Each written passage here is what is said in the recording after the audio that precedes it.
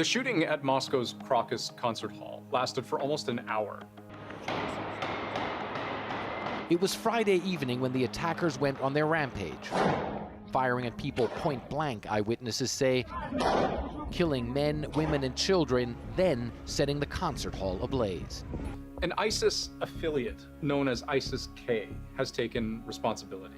It's really a wake-up call that they have the capacity to do such horrific things. So what is ISIS-K and why attack Moscow?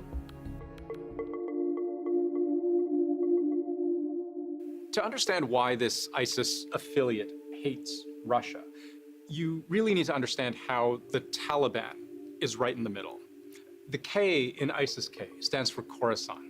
That's a historical region making up parts of Iran, Afghanistan, and Turkmenistan, which ISIS considers a province of the Islamic State. ISIS-K's base of power is mostly in eastern Afghanistan along the border with Pakistan. It was actually formed by a group of disaffected, disgruntled militants affiliated with the Taliban. Even among terrorist groups, ISIS is extreme. Mass killings, beheadings, enslavement. ISIS believes in a kind of absolutist, strict adherence to Islamic scripture and Sharia law. Muslims who don't are heretics. المسلمين نحن الذين نريد أن نقيم شرع الله في هذه الأرض والله الذي لا إله إلا هو لا يقام شرع الله إلا بالسلام. That extreme ideology is exactly what appealed to these Taliban defectors. Those who would go on to found ISIS-K, they thought the Taliban's vision was too soft. They considered the Taliban not pure enough, not hardline enough, and they broke away to form their own group, faction, and affiliated with the Islamic State. Over the next few years, the group recruited thousands of new members, but their impact stayed relatively small until 2021, when the U.S. pulled out of Afghanistan. These images from Al Jazeera claim to show Taliban fighters inside the presidential palace.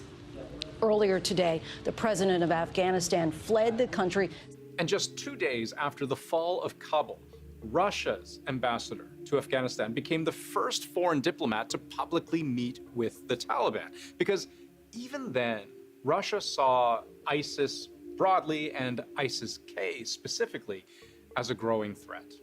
There was a time period, about a year after the Taliban came back to power, that there were a lot of bombings, and it looked like it was going to become a significant security threat. Since then, Russia has leaned in even more closely with the Taliban, even signing an economic deal with Taliban members in 2022.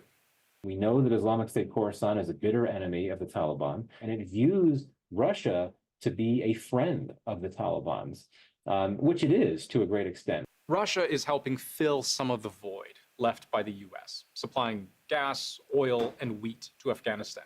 In exchange, analysts say, the Taliban keeps ISIS-K in check. What we've seen since the Taliban retook power in 2021 is these really brutal scorched earth ground offensives that the Taliban have waged against Islamic State Khorasan fighters.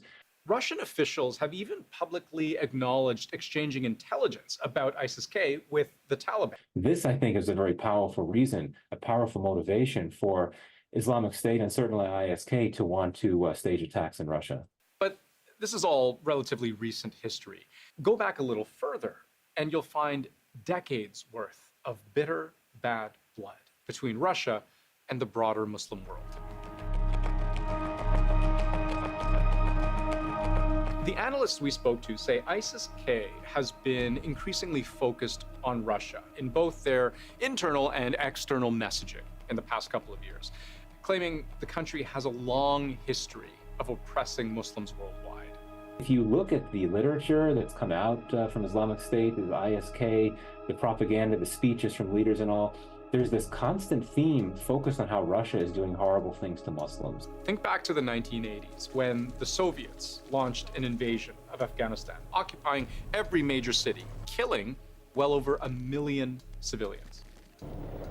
18,000 men were on the move, a strong combined arms force including paratroops, artillery and motorized riflemen backed by helicopter gunships.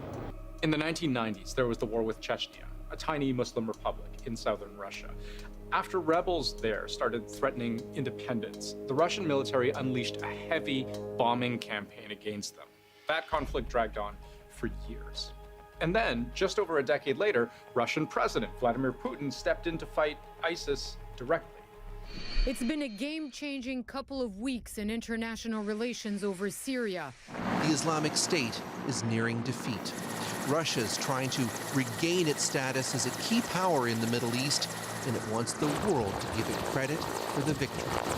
Putin directly supported Syrian President Bashar al-Assad in that war, helping him reclaim a huge swath of territory from ISIS over the course of just a couple of years. The word crusader is oftentimes used by Islamic State leaders in their literature in describing Russia. It's this idea that Russia is this interventionist, invading, predatory, occupying power that, in particular, does this in a way on the soil of Muslim countries. And last week, all of that history, all of that bad blood, led to this.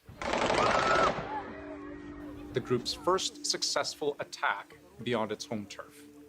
Now, we don't yet know for sure if these attackers were sent from Afghanistan or a neighboring country, or if they were part of a network of Russian nationals sympathizing with the ISIS cause. Russian media claims they're from Tajikistan, which shares a border with Afghanistan, but that they'd migrated and were living in and around Moscow. Russian officials have also suggested, without evidence, that Ukraine was somehow involved, something that both Kiev and the US have called absurd.